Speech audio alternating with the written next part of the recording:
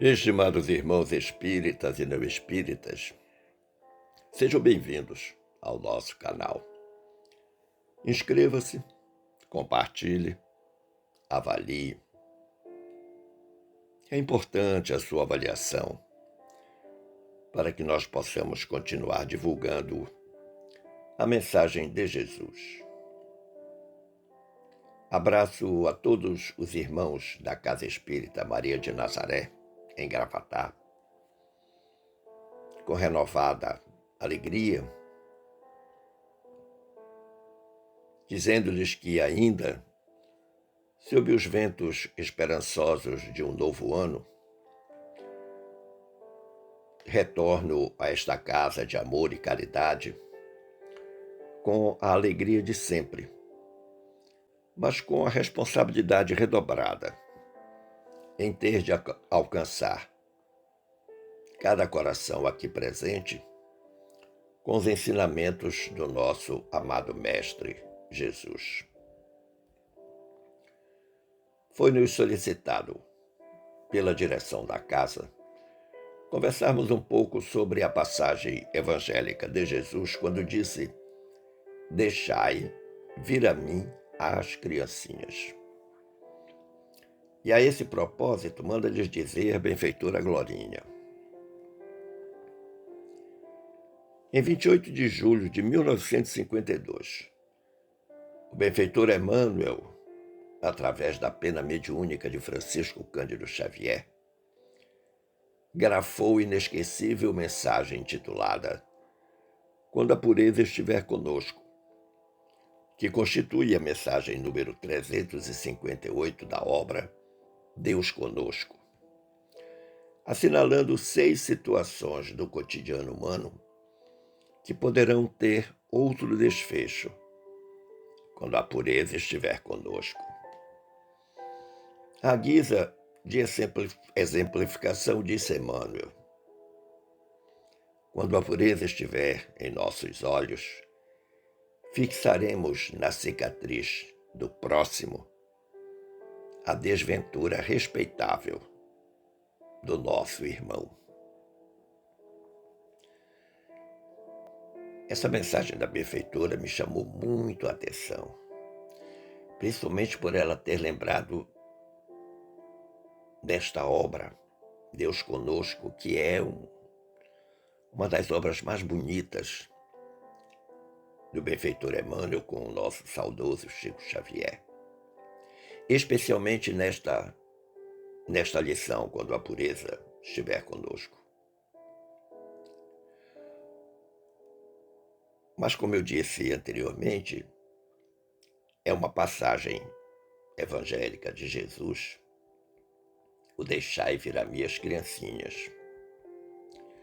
E o contexto histórico desta passagem evangélica é narrado por Mateus, no capítulo 19, versículos 13 a 15. A narrativa diz o seguinte: naquele momento, foram-lhe trazidas crianças para que lhe impusesse as mãos e fizesse uma oração. Os discípulos, porém, as repreendiam. Todavia, Jesus disse: "Deixai as crianças e não as impeçais de vir a mim, pois delas é o reino dos céus". Em seguida, impôs-lhes as mãos e partiu dali. Olha que interessante. Jesus então estava em uma determinada cidade e trouxeram várias crianças, as mães trouxeram as crianças para receber uma bênção do mestre. E evidentemente que criança é desassossegada, criança fala às vezes, fala muito, e vinha naquele burburinho, e os apóstolos de Jesus se sentiram incomodados e resolveram impedir que as crianças se aproximassem do mestre. Jesus então disse para eles: olha, deixa elas virem até mim, porque delas é o reino dos céus. Na obra Há 2000 anos, o mesmo Emmanuel narra nas páginas 78 e 79 um diálogo inesquecível sobre esta passagem, testemunhada por Ana, fiel servidora de Lívia. Quem era Lívia? Lívia era esposa do senador Públio Lentulus, que mais tarde viria a ser o benfeitor Emmanuel. E o Emmanuel, lá na obra Dois Mil Anos, quando ditou para o Chico, ele diz o seguinte: Ana, a serviçal de Lívia, esposa do senador, diz assim para sua patroa: ainda no último sábado, senhora, respondeu a serva animada pelas palavras de simpatia que acabava de ouvir, o profeta de Nazaré recebeu nos braços numerosas crianças. Ao sair da barca de Simão, nós o esperávamos em massa para lhe beber os ensinos consoladores. Precipitamo-nos para ele, ansiosos todos de receber ao mesmo tempo os sagrados eflúvios da sua presença confortadora. Mas nesse dia, muitas mães compareceram à prédica, conduzindo os filhinhos, que se confundiam em algazarra ensurdecedora, como um bando de passarinhos inconscientes.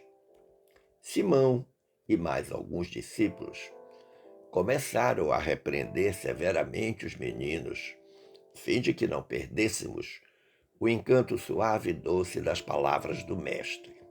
Mas, quando menos esperávamos, sentou-se ele, o Mestre, na pedra costumeira e exclamou com indizível ternura: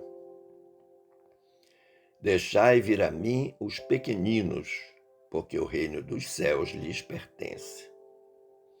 Houve então um prodigioso silêncio entre os ouvintes de Cafarnaum. E os peregrinos que haviam chegado de Corazim de Magdala, enquanto aqueles petizes trífegos acorriam ao seu regaço amoroso, beijando-lhe a túnica com indefinível alegria.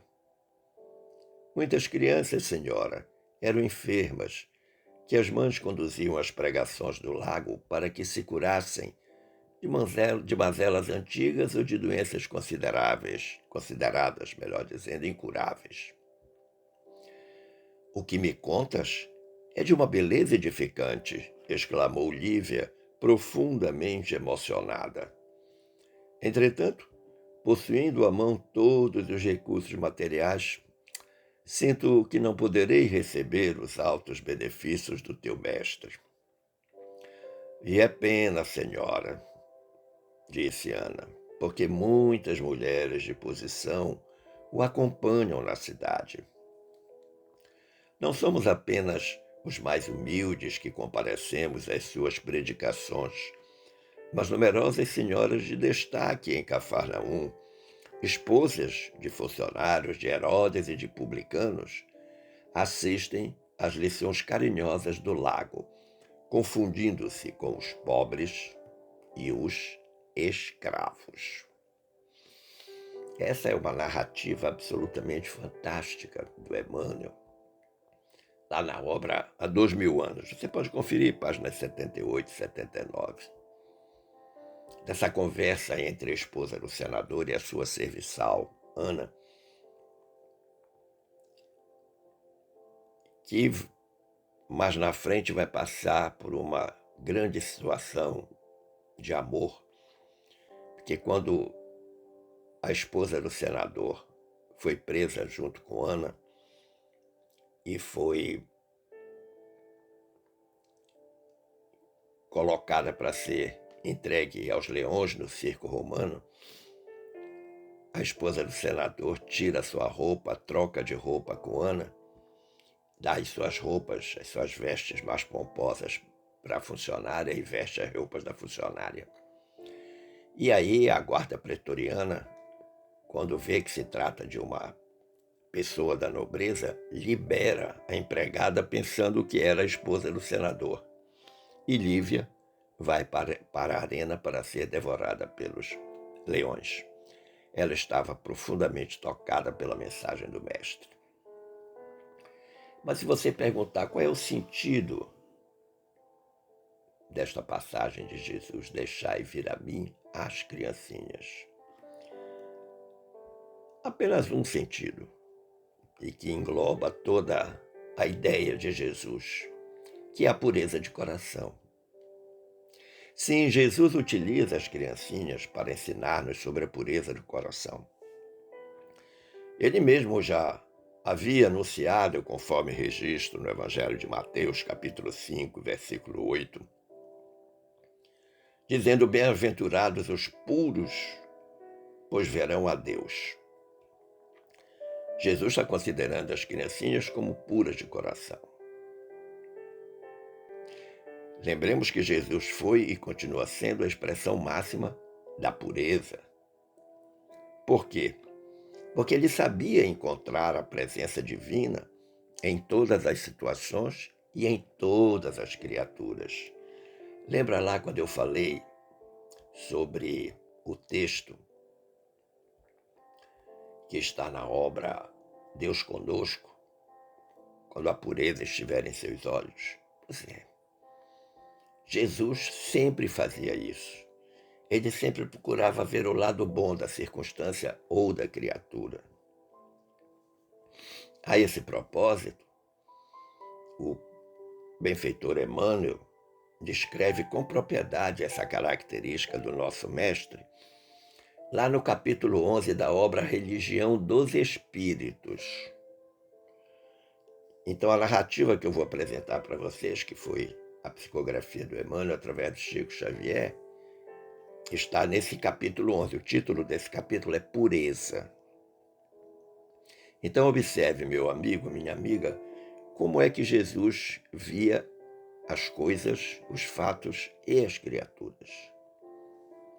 Religião dos Espíritos, capítulo 11. Escreve o Emmanuel. Para muita gente, Maria de Magdala era uma mulher sem qualquer valor, pela condição de obsidiada em que se mostrava na vida pública. No entanto, ele, o mestre, via Deus naquele coração feminino, ralado de sofrimento, e converteu-a em mensageira da celeste ressurreição. Primeiro exemplo com Maria de Magdala. Como é que Jesus via Maria de Magdala, a nossa Maria Madalena? Em seguida diz o Emmanuel: para muita gente, Simão Pedro era homem rude e inconstante, indigno de maior consideração. Contudo, ele, Jesus, via Deus no coração, no espírito, melhor dizendo, no espírito atribulado do pescador semi-analfabeto, que o povo menosprezava, e transmutou-o em paradigma da fé cristã para todos os séculos. Pedro era um sujeito rude, semi-analfabeto, como diz o Emmanuel. Mas Jesus vai transformar, vai vê-lo de uma outra forma, vai transformar ele num grande paradigma da fé cristã. Não obstante a negação de Pedro 3 vezes, na época em que Jesus foi preso. Segue o Emmanuel dizendo: para muita gente, Judas era negociante de expressão suspeita, capaz de astuciosos ardis em louvor de si mesmo. No entanto, ele, Jesus, via Deus na alma inquieta do companheiro que os outros menoscabavam, e estendeu-lhe braços amigos até o fim da penosa deserção a que o discípulo distraído se entregou invigilante. Emmanuel está falando de Judas Iscariotes. Judas Iscariotes era estudado, sabia ler, sabia escrever, tinha uma grande habilidade para com a questão financeira. E muita gente achava ele, de uma certa forma, um mercenário. Mas Jesus via nele o outro lado, via que havia coisas boas em Judas. Não obstante ele ser o grande traidor na célebre história das 30 moedas de prata oferecida pelo Sinédrio. Segue o Emmanuel dizendo: para muita gente, Saulo de Tarso era guardião intransigente da lei antiga, vaidoso e perverso na defesa dos próprios caprichos.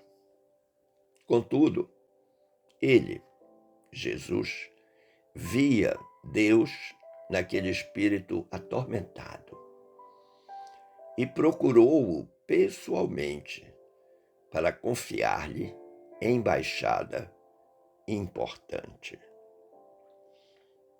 É um exemplo profundamente tocante, pois nos relembra o encontro de Jesus com Paulo de Tarso às portas da cidade de Damasco, quando Paulo pergunta: Senhor, o que queres que eu faça? Depois de Jesus dizer a ele: Saulo, Saulo, por que me persegues? Que Saulo, inclusive, havia saído da sua cidade para procurar em Damasco e executar Ananias, que era um grande divulgador do cristianismo. E é exatamente Ananias que vai ser encarregado por Deus, por Jesus, de cuidar de Paulo naquele estado que ele chega de cegueira física absoluta, mas que aos poucos ele recobra a visão e cura a sua cegueira espiritual.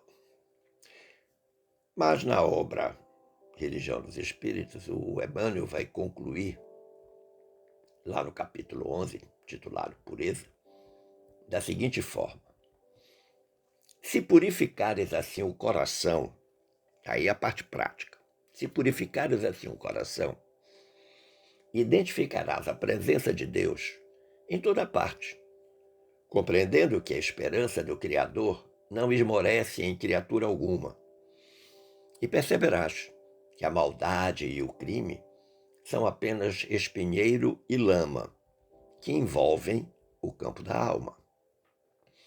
O brilhante divino que virá fatalmente à luz. E aprendendo e servindo, ajudando e amando, passarás na terra por mensagem incessante de amor, ensinando os homens que te rodeiam a converter o charco em berço de pão e a entender que mesmo nas profundezas do pântano podem surgir lírios perfumados e puros para exaltar a glória de Deus. Olha que arremate precioso faz o Emmanuel. Primeiro ele coloca a condição essencial para que isso aconteça. Qual é essa condição? Se purificares o coração, o meu coração, o teu coração, o nosso coração. Porque quando nós estamos de coração puro, temos aquela pureza das crianças, nós vamos identificar a presença de Deus em toda parte, em toda criatura.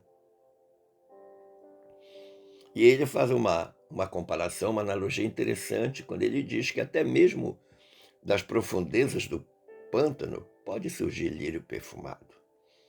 Exatamente para exaltar, comprovar, lembrar a glória de Deus para todos nós. Mas este mesmo Emmanuel vai nos fazer um lembrete muito especial em relação a essas questões de pureza, agora numa outra obra mediúnica lá com Chico Xavier, que é a obra Passos da Vida. O capítulo é o 35. Capítulo 35, obra Passos da Vida, Emmanuel e Chico Xavier. O benfeitor vai esclarecer para a gente as chamadas questões de pureza.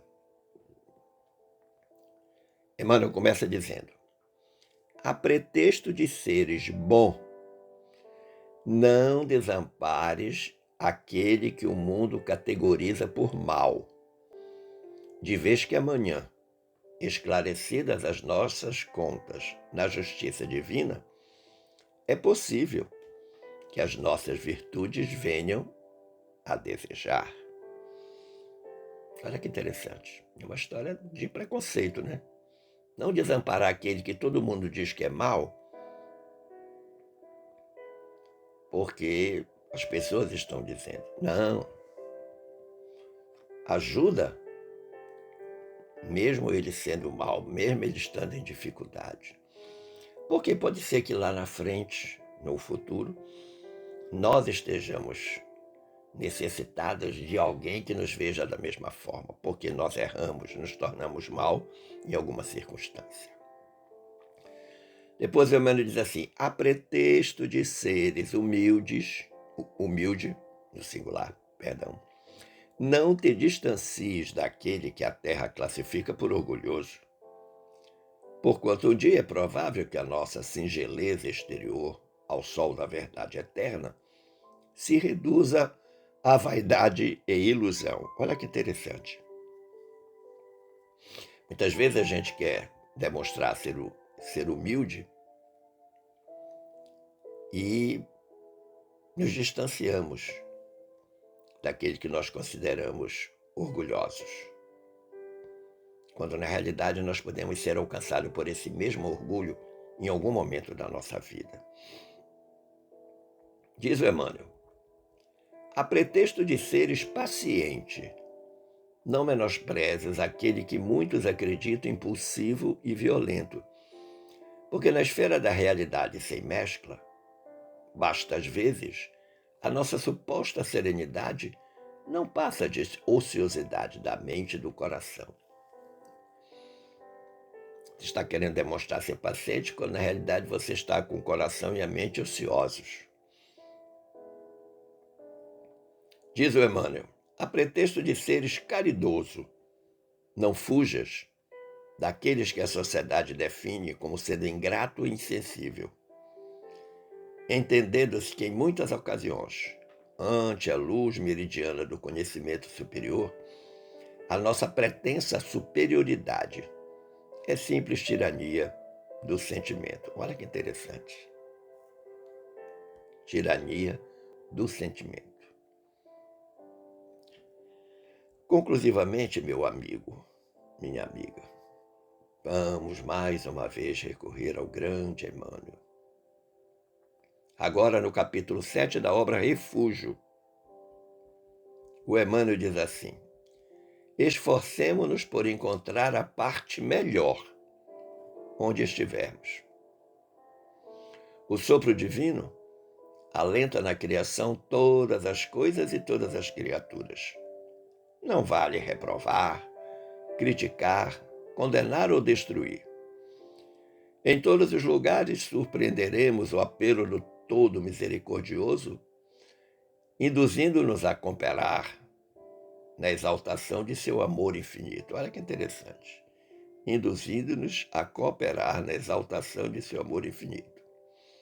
Busquemos auxiliar a todos, totalizando em nossa fraternidade os velhos e os jovens, os bons e os menos bons, os felizes e os infelizes, os sábios e os ignorantes, os ricos de luz e os pobres de entendimento. E nessa faina bendita de louvar o bem, lavaremos o tecido sutil de nossas almas, para que o nosso coração se faça puro, nele erguendo o santuário em que contemplaremos um dia, em espírito e verdade, a divina presença de Deus. Simplesmente fantástica esta descrição do Emmanuel lá no capítulo 7 da obra Refúgio. Principalmente pelo conselho inicial que ele dá. Esforcemos por encontrar a parte melhor onde estivermos, nos fatos, nas circunstâncias, nas criaturas. e só conseguiremos fazer isto quando a pureza alcançar o nosso coração. E ele dá uma orientação bem precisa, quando ele diz: não vale reprovar, não vale criticar, não vale condenar, não vale destruir. Procuremos sempre a melhor parte em tudo e em todos, e com certeza estaremos dando um grande salto de qualidade na nossa evolução espiritual. Agradecendo o carinho da atenção de todas as vibrações dispensadas, eu peço que Deus nos abençoe nesse ano de 2026, com saúde, paz e prosperidade espiritual e material, ao lado da amada família, no convívio com os amigos da vida social e da causa espírita. Um forte abraço. A gente se vê.